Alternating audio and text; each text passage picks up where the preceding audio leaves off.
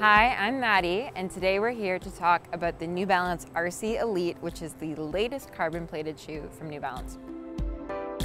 So this is their third crack, actually, at a carbon-plated shoe. The first came in their road mile shoe, the 5280. The second came in a marathon shoe with a carbon plate called the TC Elite, and this is the third iteration, the RC Elite, which improved upon feedback from the TC Elite that their elite runners gave them. So the first thing you'll notice about this shoe is that the foam is actually extremely squishy. For how squishy the foam is, this ride is really, really fantastic and sturdy, which is a shock given the flexibility of the foam.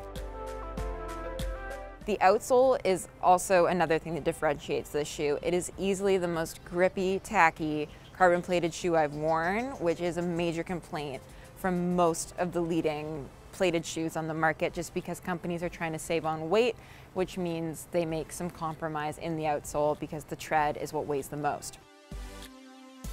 So one of the biggest differences from the TC to the RC is the upper. The upper on the RC is stripped down relative to the old shoe. So it's got not as much cushion through the collar. It's got a very, very light close-knit mesh, and it's got the traditional laces, and the tongue is the same as in the New Balance mid-distance spikes.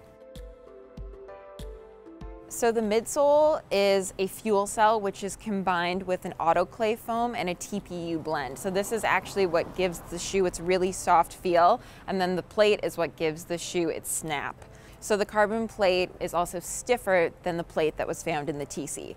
Another big distinction between this shoe and other plated shoes on the market is its stack height. So this stack height only runs 30 millimeters, whereas, for example, the Nike stack height sits at 40. If you're someone with crappy ankles or you go around corners a lot, this lower stack height I find to be a huge benefit just because it feels a little bit more stable underfoot. The key differences between this shoe and the TC are it's lighter, the plate is snappier, and the outsole is even more durable. I would say this is a really great shoe. I've enjoyed having it in my lineup. My one note is that it does run a little bit narrow, so if you have a wider foot, this might not be for you. This is an awesome marathon shoe, especially for someone who is looking to run in a plated shoe, but wants something with a slightly lower stack height than, say, the Nike Alpha Fly.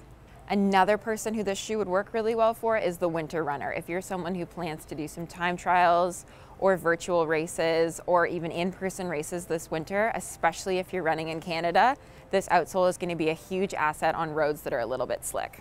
The shoe retails for $300 Canadian and is available now.